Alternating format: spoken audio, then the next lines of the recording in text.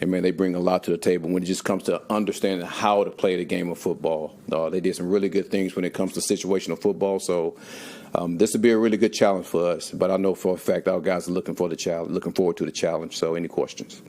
What do you remember about that game in Detroit against the Bills last year, and what can you take away from that could possibly help you? Man, the first thing I remember is I think we had 8 starters out in that game, and we were playing with a lot of guys that I don't even think I knew their first name. I just knew them by the number that they had. But just understanding exactly who Josh is as a quarterback, and man, he's tough. He's highly competitive. And he allows this offense to never be out of a play, if that makes sense. When I say that, once he starts to move around, he does a really good job of finding guys. And I think those guys do a really good job of understanding what he's going to do and how he's going to react. And they react really well off him, of finding open lanes and things like that for him to deliver the ball. So I thought defensively they were very disruptive. When you watch the tape, and I can go back to Oliver and even the end that they have, man, very disruptive.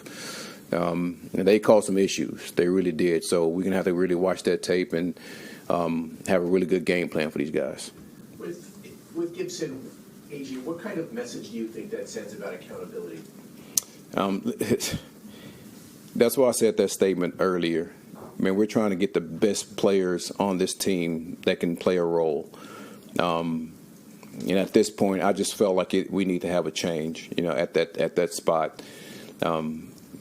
It's not just that as far as accountability. It's accountability in everything that we do. So I don't want to just pin it on, he fumbled the ball. Okay, that's not it. This was a number of things that led up to this. And again, I'm going to go back to say Xavier's going to be a player who's going to play in this league. I know he's going to correct this because of who he is as a person. I just felt like it was time to make a change. And between me and Mooj, we had conversations about it, and we made the change. After going back and looking at the film, how excited are you about the potential that you guys have the line of scrimmage on both sides of the ball? To be honest with you, after that Monday, I flushed that game. So I'm excited about the things that we're continuing to build and how we're moving forward, to be honest with you. And I try my best not to look back and focus on, what just happened, if that makes sense. I really focus on what we're trying to do right now and continue playing our brand of football, because I think that speaks louder than anything. So I'm excited about the players we have. I've always said that. I will always say that because I do think we have damn good players on this team. And with the coaching staff, man, we're going to do everything we can to coach these guys up to be a good opponent that's coming into our building. With Mason Taylor, is that the same ankle he was dealing with in training camp? Yes, it is. It is the same ankle. What do you think Membu showed in that first game? Again, right now he's focused on the 2 other ends that he's going to play against this week. But overall, man, I think he did a good job. I think that it's said often that offensive linemen have the hardest time transitioning from college to the NFL. What is it about Armand that he's been able to be so as good as he is right now, especially for a 21-year-old? Yes, he is. He's obviously very tough. He's committed. New word. That of a trait of him is committed to being a really, really good player. And the time he spends in the film room, the time he spends on the field, the time he spends with his teammates of trying to be the best that he can be. You see that with him on a daily basis. So I'm excited about that player. We're all excited about that player. He's going to be a good player for us for a long time. Is there a challenge after you play well offensively Sunday, close to 400 yards, 32 points, to come in and say, okay, we got things to fix, though, right? I think it's easier if you struggle on Sunday to come in and make those fixes. Is there something as a coach you kind of have to make sure everyone's on the same page there? Well, I tell this to the players quite a bit. This is an imperfect game that we're trying to perfect, and there's always things that we have to fix. And between myself and the coaching staff, we always look for those little details, the little things that are discipline that we have to try to improve on. And listen, our deal is we don't look at it, okay, we had 32 points. Man, we have to look forward, and how do we consistently do that? And what are the things that we have to do as a team collectively to make sure, because that the offense just do that just by themselves. There was a lot of things that happened in practice with our scout team that allowed that to happen. So we try to focus on that for the most part because we want to be consistent. You know, we don't want to be a flash in the pan. We 32 one week and 10 the next week. And I know that happens because there's some good defense out here. But for the most part, man, we're working like just to be consistent on all levels and all three phases of this football team.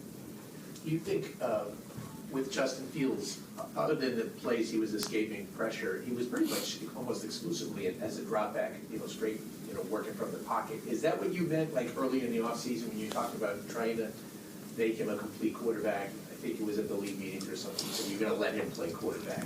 Well, that's always been the plan, to let him play quarterback. And whatever the game plan, whatever it consists of, he's going to go out there and he's going to operate as best he can.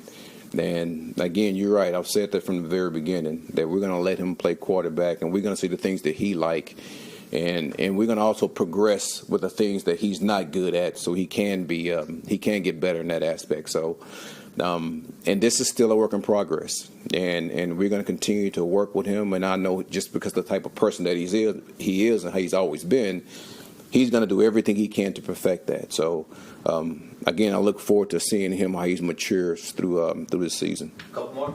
When you guys brought in Harrison, said Fitz Yeah. and everything like that, what has he brought to this team the little time that he's been here, and how did he acclimate himself? Man, legit leadership qualities. He's very selfless. He's going to pour into all these guys as much as he have to make sure that they understand what it takes to win. He's been a part of a program in Buffalo when they were downtrodden. He helped bring them back up. He's been a part of Minnesota when they were just on the cusp of actually going up, and he helped those guys end up having a really good season. So he's been there, he's done that, and he's tough, he's hard-nosed, he's competitive. Everything about a defensive lineman that I like. He's strange. And we're fortunate. We're fortunate to have a guy like that. Yeah, Last one. he said something on Monday where he said, "I hope this is the worst game I play this season." How much do you like guys having that kind of mindset? He said he hoped that's the worst game. He hopes that week 1 was the worst game. Well, I'm trying to figure that out. He hopes it's the worst game that he plays? And he's just better from here on out. Oh, I don't know about that one. But I don't hope any of our players have a bad game. But I think he's saying, "I just hope I'm better than it was in week 1." Well, I'm going to still say that. I hope no player has a bad game. Yeah. We want to be at our best anytime we go out. So if this was his worst game, oh, hell, I look forward to what he's going to give us from here on out then. Thanks, everybody. All right.